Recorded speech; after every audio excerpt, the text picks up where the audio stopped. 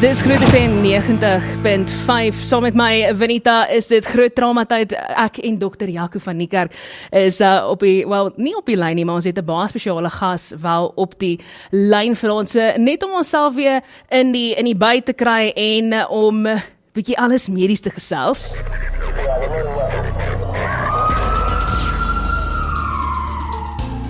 Op die lyn vanaand saam met ons is 'n baie belangrike geleerde, as ek dit so kan stel.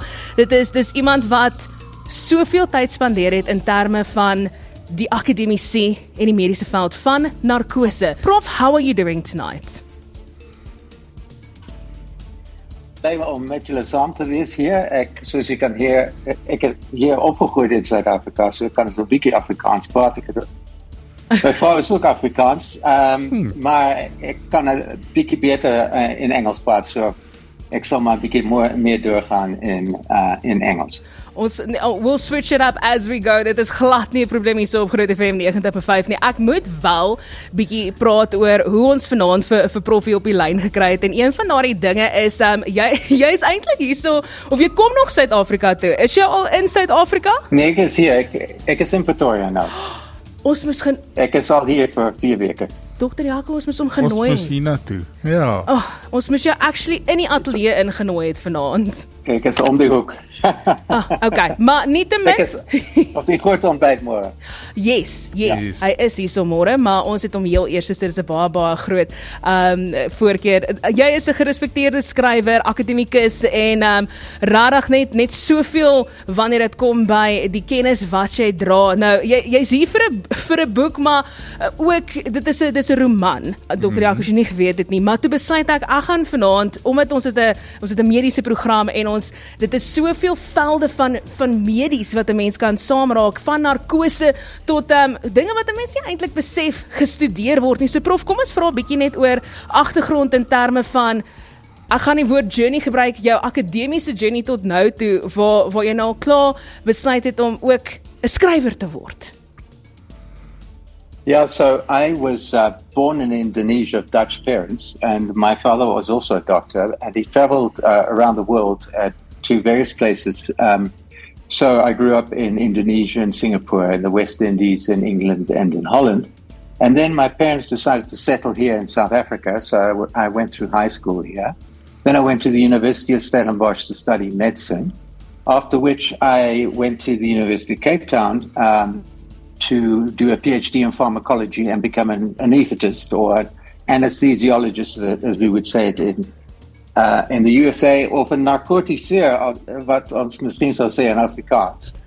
And after that, I then moved to the United States, actually, and eventually became professor and chair of anesthesiology at the Pennsylvania State University. Wow. But during the course of my career, of course, I wrote a lot of medical writings, and I've written 2 books about anesthesia and anesthesia history. But then I decided that I thought it would be better to transmit not only information, but to engage readers by starting to learn how to write fiction. And that's why I've written 2 fiction books with a historical background in South Africa, a country, of course, that I love deeply. And that's the basis of why I'm here to launch my second novel, Truth and Reconciliation. It's really like such a diverse field, from being an academic to being a writer. Focusing specifically on the academic field, I think a lot of people just see anesthesia as something that puts you to sleep before a big operation or procedure, or they always see it, if you take your wisdom teeth out, as the laughing gas that makes you say funny things. Now, Dr. Jaco, I don't know if you have anything specific that you want to ask in terms of like the medical side of actually the study of anesthesia. Yeah, I think anesthesiology for most patients out there is a mystical thing. They get to theater, they see the anesthetist, and they don't know much more. And I heard now you did a lot of research and papers on anesthesia history. So just tell us a little bit for the listeners as well, the history of anesthesia as we know it. Just in short. Yes, very short. I've written a book about that, the history of anesthesia, called Waking Up Safer, an anesthesiologist's record. And in this book, I describe how anesthesia progressed from its first inception in October 16, 1846, when William Morton, gave an anesthetic in what would become the Ether Dome in Boston. And after that, the news traveled so fast to Europe that it was anesthesia was then given there. And 7 months later, it was also given in South Africa itself. So anesthesia really developed on the basis of one agent, ether or chloroform, being given to using multiple agents to decrease the toxicity of the one anesthetic agent. So the state of anesthesia is not a state of sleep. I mean, an anesthesiologist or an anesthetist or a narcoticeur will tell you, I'm going to put you to sleep, but it's not sleep at all. Mm. It's a coma-induced unconsciousness, chemically induced unconsciousness. That's what it is. Sure. One thing that I would also... I can tell you a lot more. Yes. Go ahead. One thing that I would like to ask from my side is the evolution in so many procedures when it comes to medicine, like from doing robotic procedures to doing so many things in terms of like you don't have to do such intrusive procedures as well anymore.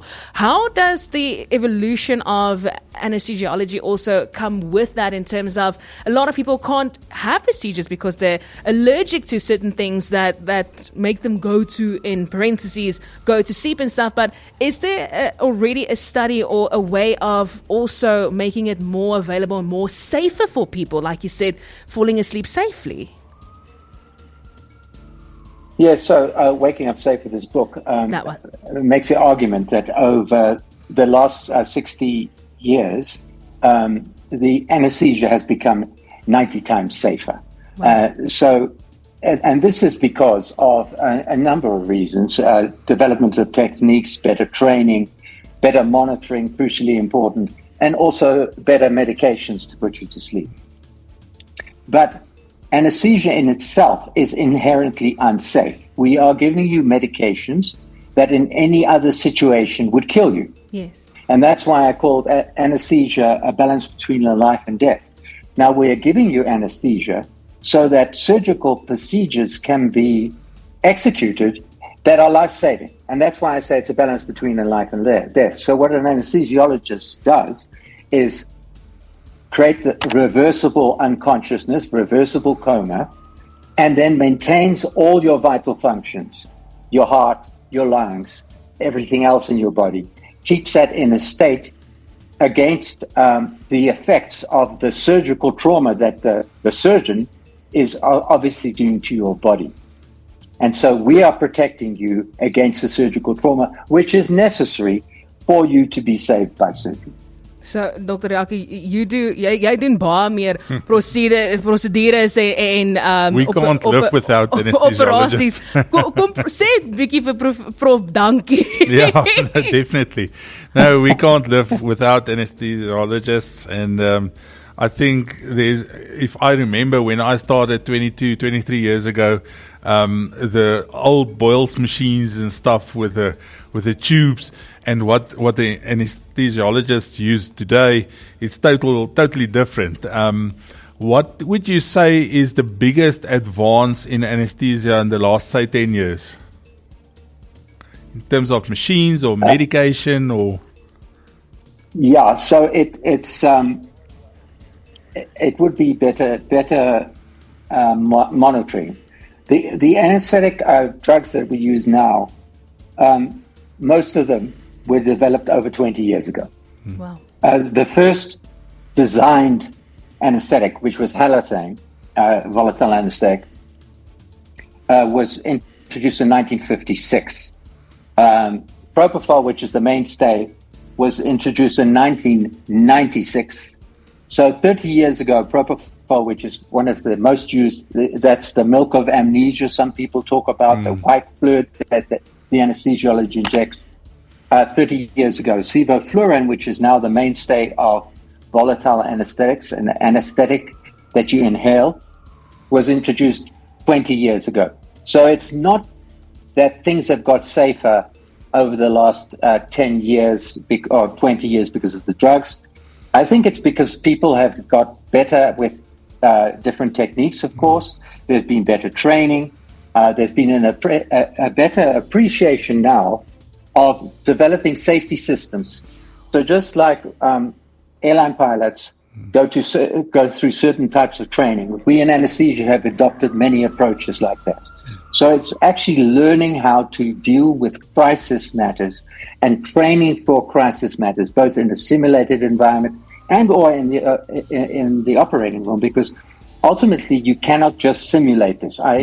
You've heard of these big plastic modulars that you can practice on, but it's never the same as a real patient, because a real patient has manifold differences in potential outcomes or combination of problems. So a trainee, a registrar in anesthetics, or has to learn how to deal with these problems on actual patients. I have a question that I think is also specifically to South Africa, and so for the specifically a medical degree, it is extremely difficult these days as a young student wanting to study medicine to get into a program at any university across the country. And then when you are in there, sometimes people can't finish because they don't have the funds, or doctors and medical personnel sit without jobs. Have you seen any decrease in people actually wanting to specifically specialize in anesthesiology? And do you feel like there's some concern, because that's, like you said, a very major role in any room when it comes to the safety of a patient? Yes, I think people are actually more excited about giving anesthetics. Okay. It's become more complex in the sense that I started anesthetics with literally a finger on the pulse and a blood pressure cuff, and an old boiler's machine that you referred to, Jaco, because I started it just over 45 years ago. I got my first anesthetic at Edendale Hospital in KwaZulu-Natal. And after I'd given that first anesthetic, or very soon afterwards, I decided that this was so much fun that I wanted to make this, my professional specialty. I often say, you're never more alive than when you're scared to death. And that's what you are a lot of the time as an anesthetist, because you're terrified of something that was going to go wrong with your patient. And so you learn how to deal with that. You learn how to remain calm in a crisis.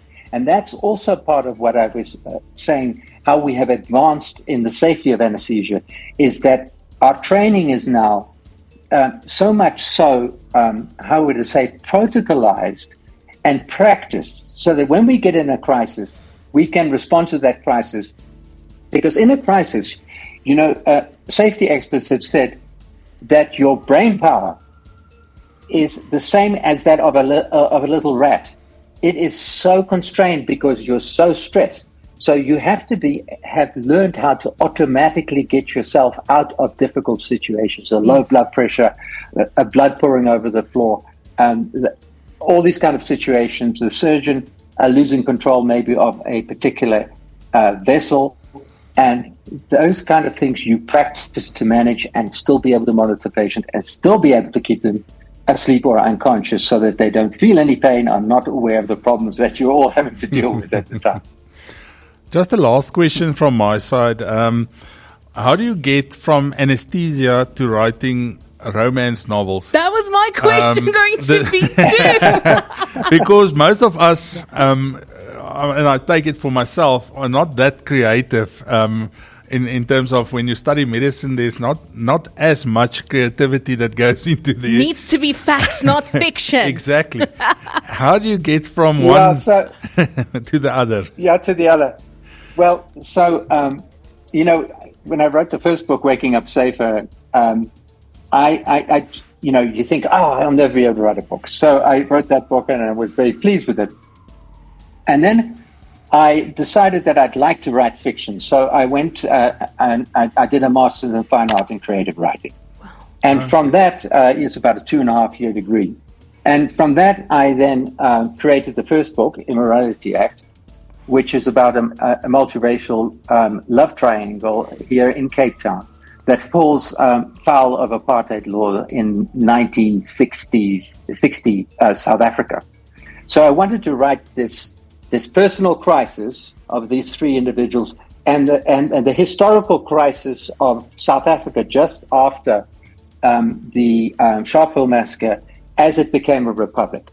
So I got a taste then for writing novels with a historical component about a country that I love and have lived in for many, many years. And from that book, I then decided that I wanted to find another pivot point in South Africa's recent history. Wow. And thus I wrote the follow-up to Immorality Act as Truth and Conciliation. And this is situated now in during 1996, when the Truth and Reconciliation Commission hearings were held here under the auspices of Archbishop Desmond Tutu. And so there I tell a story about a police detective, Tembisa Dlamini, and an Afrikaner doctor who come across each other in trying to solve a crime on district in Signal Hill. Now they both suffered from South African violence and trauma. I'm just putting that word in here for you. Thank you. Groot trauma. Thank you. Groot trauma. Because she, Tembisa, has lost a loved one in the Soweto riots, whilst Peter Marais has lost somebody on the Angolan border in the Angolan border war.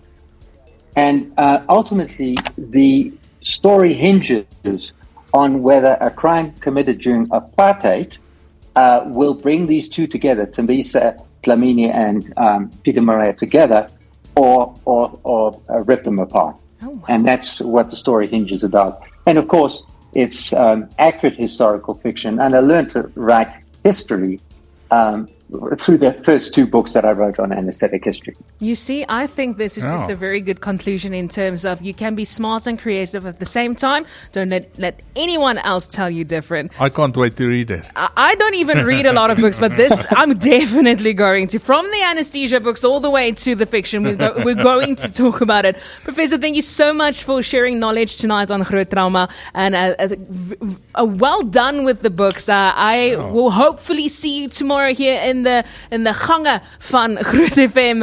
Have a beautiful evening, and always it's amazing that I get to hear and share knowledge. What a privilege. Privilege. Thank you very much, Venita, and Jaco, thank you very much for the pleasure of talking to you tonight. It's actually great fun. Thank you. Thank you so much. Have a beautiful rest of your evening. Ek en jy en Dr. Jaco gaan ook nog lekker gesels met 'n vraag gevra vir 'n mediese pas. 90.5